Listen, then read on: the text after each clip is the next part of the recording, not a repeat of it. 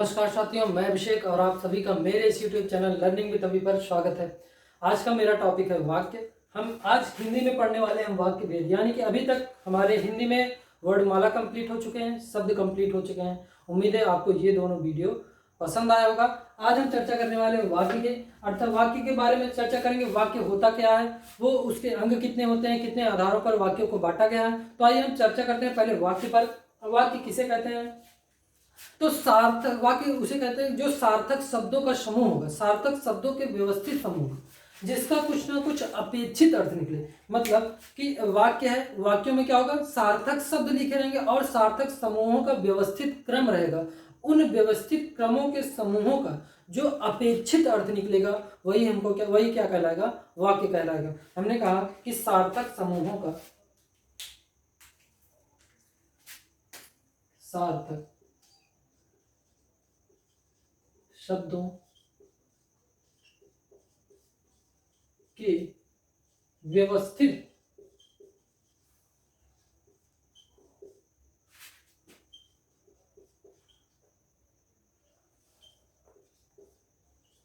व्यवस्थित समूहों को हम क्या कहते हैं, वाक्य कहते हैं। अर्थात जिसका जिसका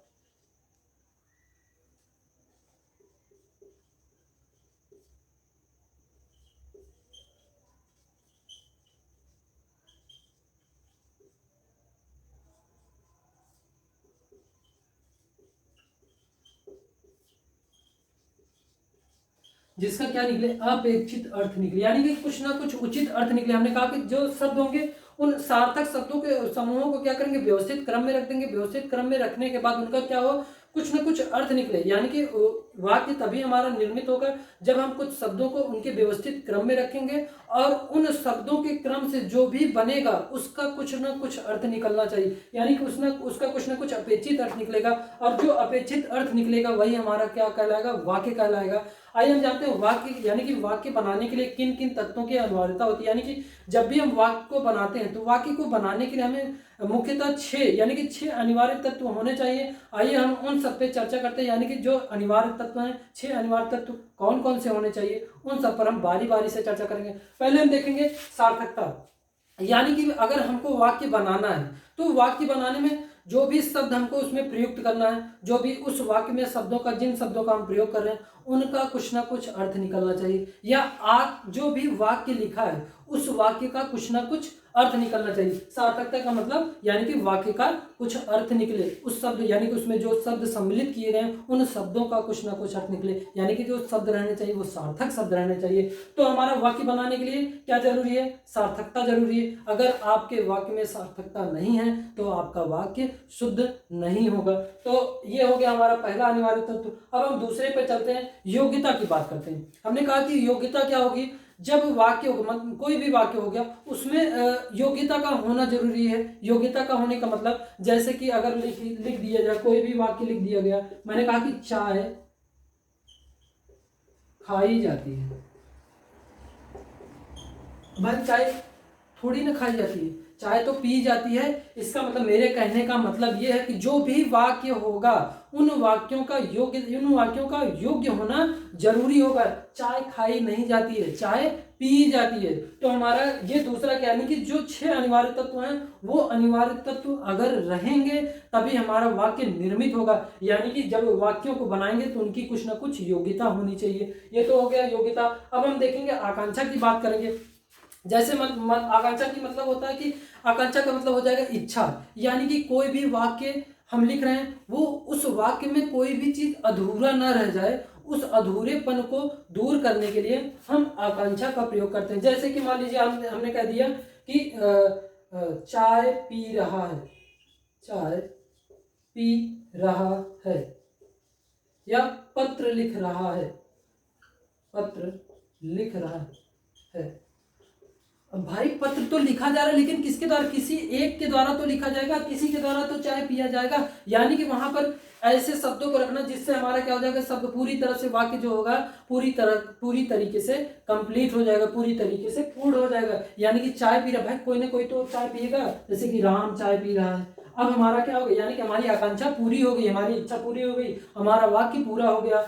या सीता पत्र लिख रही है, तो सीता पत्र, कौन पत्र लिख रहा है भाई, सीता पत्र लिख रही है, तो हमारी आकांक्षा पूरी हो गई, यानी कि तीसरा हमारा क्या हो गया, अनिवार्य तत्व आकांक्षा हो गया। अब हम चौथा देखते हैं, निकटता की बात करती है।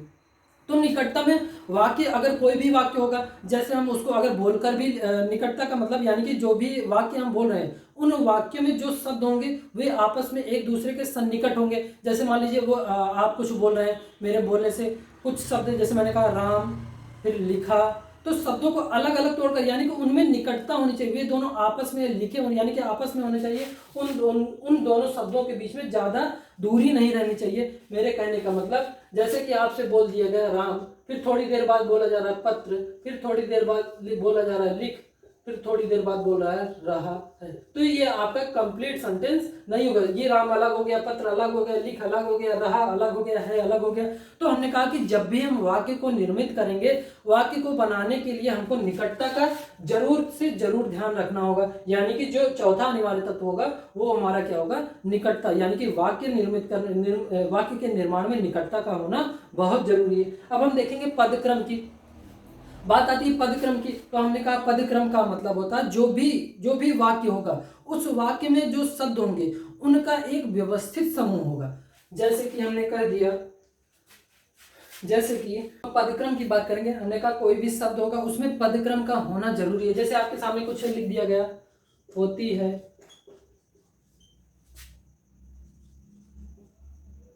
रात सुहावनी, चांदनी। अब ऐसे आपके सामने एक वाक्य लिख दिया गया, अब इस वाक्य में क्या है, पदों का क्रम निश्चित नहीं है, तो ये हमारे वाक्य क्या हो जाएंगे, अशुद्ध, इनका कोई भी अर्थ नहीं निकल रहा। हमने कहा कि पदक्रम का भी, जब वाक्य का निर्माण करते समय पदक्रम का भी होना जरूरी है। तो हम अगर इसको हम क्रम से रखते हैं तो देखिए क्या होगा, चांदनी रात, चांदनी रात सुहावनी होती है, सुहावनी होती है।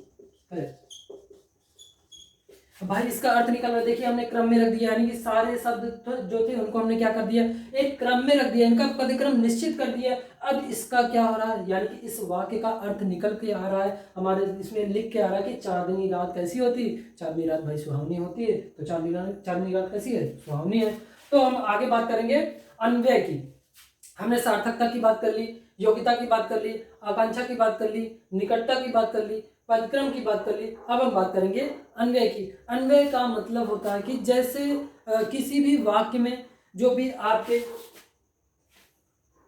वचन होंगे, कारक होंगे, लिंग होंगे, काल होंगे, इन सब का क्रिया के साथ मेल होना बहुत जरूरी है। यानी कि अन्वय का मतलब जो भी आपके वचन, कारक, लिंग, काल ये सब होंगे, इन सब का क्रिया से मेल होना बहुत जरूरी है। अगर इनका क्रिया से मेल नहीं होगा तो अगर हमारा अन्वय नहीं ठीक है तो हमारा वाक्य सही नहीं होगा। जैसे कि अगर लिखा गया है कि बालक, बालक, बालिकाएं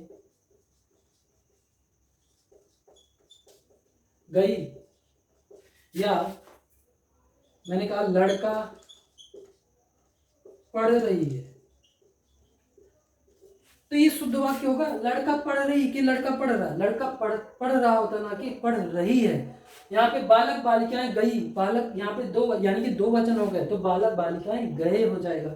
तो ये यानी कि हमने कहा कि वचन, कारक, काल इन सब में, इन सब का क्रिया के साथ मेल होना जरूरी है, यानी कि अन्वय का होना जरूरी है, तभी आपके वाक्य का निर्माण होगा। अगर इन 6 तत्वों में से, इन जो अनिवार्य तत्व, ये जो 6 अनिवार्य तत्व हैं, अगर ये किसी भी वाक्य में नहीं है तो आपका वाक्य शुद्ध नहीं होगा। यानी कि आपके वाक्य में, अगर आपका वाक्य शुद्ध हो तो आपके वाक्य में सार्थकता होनी चाहिए, योग्यता होनी चाहिए, आकांक्षा होनी चाहिए, निकटता होनी चाहिए, पदक्रम होना चाहिए और अन्वय होना चाहिए। यानी कि अगर ये 6 अनिवार्य तत्व हैं तो आपका वाक्य सही है, अन्यथा आपका वाक्य अशुद्ध माना जाएगा। अब हम बात करते हैं वाक्य के अंग की।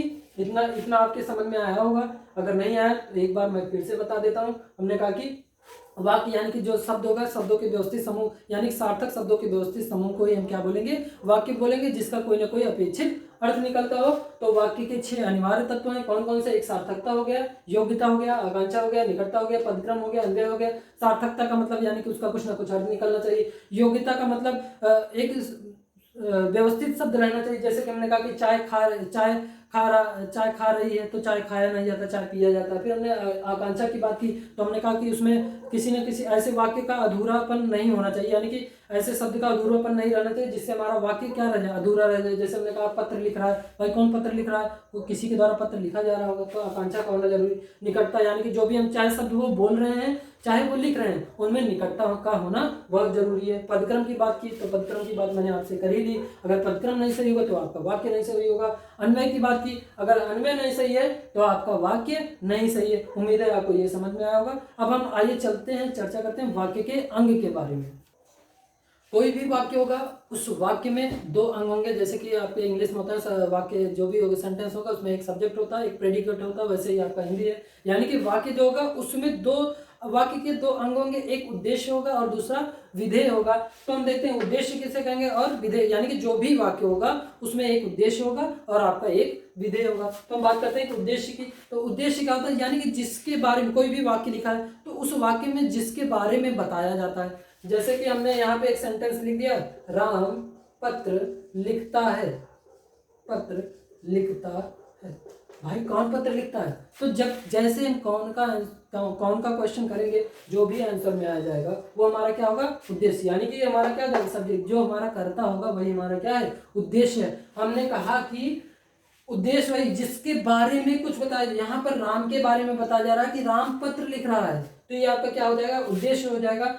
और इस उद्देश्य के बारे में जो कुछ भी बताया जाता है वो हमारा क्या होता है? विधेय होता है। हमने कहा कि राम पत्र लिख, यानी कि राम के बारे में बताया जा रहा है कि राम क्या कर रहा है? राम पत्र लिख रहा है। यानी कि ये आपका क्या हो गया? उद्देश्य हो गया और ये आपका क्या हो गया? विधेय हो गया। फिर से देख लेते, हमने कहा कि जिसके बारे में जो कुछ, जिसके बारे में बताया जाएगा, तो यहाँ पे राम के बारे में बताया जा रहा है, भाई राम पत्र लिख रहा है, तो राम कौन पत्र लिख रहा है? राम पत्र लिख रहा है। राम क्या लिख रहा है? जैसे ही क्या का आंसर करेंगे, भाई राम पत्र लिख रहा है, तो जो आंसर में आएगा वो आपका क्या हो जाएगा? विधेय हो जाएगा। हमने कहा जिसके बारे में कुछ बताया जाता है वो उद्देश्य होता है, और उस उद्देश्य के बारे में जो कुछ भी कहा जाता है वो हमारा क्या होता है? विधेय होता है। अब आइए हम आगे, उम्मीद है आपको ये दोनों उद्देश्य और विधेय समझ में आया होगा। अब हम चलते हैं कि देखेंगे कि वाक्य का वर्गीकरण कितने आधारों पर किया गया है। तो हम देखेंगे वाक्यों का वर्गीकरण 2 आधारों पर किया गया है। एक तो रचना के आधार पर किया गया है, दूसरा अर्थ के आधार पर किया गया है। तो हम चलिए चर्चा करते हैं रचना, यानी कि वाक्यों का वर्गीकरण 2 आधारों पर, एक रचना और एक अर्थ। आइए हम उन दोनों को बारी बारी से देखते हैं। हम देखते हैं, हमने कहा कि वाक्यों का वर्गीकरण, तो वाक्यों का वर्गीकरण 2 आधारों पर किया जाता है। एक तो रचना के आधार पर किया जाता है, दूसरा अर्थ के आधार पर किया जाता है। तो आइए हम चर्चा करते हैं रचना के आधार पर वाक्य कितने प्रकार के होते हैं और अर्थ के आधार पर। तो रचना के आधार पर वाक्य 3 प्रकार के होंगे और अर्थ के आधार पर वाक्य 8 प्रकार के होंगे। तो आइए हम सबसे पहले चर्चा करते हैं रचना के आधार पर कौन कौन से तीन वाक्य हैं। यानी कि रचना के आधार पर जो वाक्य होंगे वो कौन कौन से होंगे? एक सरल होगा, एक संयुक्त होगा, एक मिश्र होगा। तो आइए हम तीनों पर बारी बारी से चर्चा करते हैं। पहले हम चर्चा करेंगे रचना के आधार पर वाक्य 3 प्रकार के होते हैं, कौन कौन से? सरल वाक्य, संयुक्त वाक्य और मिश्र वाक्य। आइए हम तीनों वाक्यों को बारी बारी से देखते हैं। पहले हम देखेंगे सरल, फिर संयुक्त, फिर मिश्र। अब हम चर्चा करें, हमने कहा कि वाक्य वर्गीकरण के आधार पर वाक्य 2 प्रकार के होते हैं, एक रचना के आधार पर और एक अर्थ के आधार पर। तो हम पहले देख रहे हैं रचना के आधार पर। रचना के आधार पर वाक्य 3 प्रकार के, सरल वाक्य, संयुक्त वाक्य और मिश्र वाक्य। तो आइए हम देखते हैं सरल वाक्य किसे कहते हैं। सरल वाक्य उसे कहेंगे जिसमें क्या होगा? आपका एक ही उद्देश्य होगा और एक ही विधेय होगा। तो ऐसे वाक्यों को हम क्या बोलेंगे? सरल वाक्य बोलेंगे। जैसे कि आपसे कह रहा है कि राम पत्र लिखता है, राम पत्र लिखता है। भाई इसमें एक ही उद्देश्य दिख रहा है और एक ही विधेय दिख रहा है, इसलिए हमारा क्या होगा? सरल वाक्य होगा। जैसे लिख रहा है चिड़िया उड़ती है, चिड़िया उड़ती है। भाई कौन उड़ता है? चिड़िया उड़ती है। कौन उड़ता है? चिड़िया उड़ती है। यानी कि कौन में आंसर आ रहा है? कौन का आंसर क्या हो जाएगा? चिड़िया। यानी कि हमारा क्या हो जाएगा? उद्देश्य, उद्देश्य। और चिड़िया क्या करती है? चिड़िया उड़ती है। भाई ये हमारा क्या हो जाएगा? विधेय हो जाएगा। हमने कहा गाय घास चरती है, गाय घास चरती है। तो कौन घास चरता है भाई? गाय घास चरती है, तो गाय हमारा क्या हो जाएगा? उद्देश्य हो जाएगा। और बाकी जो बचेगा वो हमारा क्या है? यानी कि गाय के बारे में पता है, गाय क्या कर रहा है? गाय जो है घास चर रही है, तो यानी कि हमारा क्या हो जाएगा? विधेय हो जाएगा। उम्मीद है आपको सरल वाक्य समझ में आएगा। सरल वाक्य में कुछ नहीं करना है आपका, उसमें एक ही उद्देश्य होगा और एक ही विधेय होगा। ऐसे वाक्य क्या कहलाएंगे? सरल वाक्य कहलाएंगे। अब हम आइए चर्चा करते हैं संयुक्त वाक्य। तो संयुक्त वाक्य वे वाक्य होते हैं जिसमें एक यानी कि दो या दो से अधिक सरल वाक्य रहेंगे, लेकिन वही सरल वाक्य किसी योजक चिन्ह के द्वारा जुड़े होंगे। हमने कहा इसमें दो या दो से अधिक सरल वाक्य होंगे, लेकिन वो दो सरल वाक्य किसी योजक के, योजक का मतलब किसी के साथ जुड़े होंगे, जो उन दोनों वाक्यों को क्या करेगा? जोड़ेगा। योजक का मतलब जोड़ने का काम करेगा। उन दो सरल वाक्यों को जोड़कर एक पूरा वाक्य बनाएगा, वो हमारा क्या कहलाएगा? संयुक्त वाक्य। आइए हम चर्चा करते हैं संयुक्त वाक्य पर।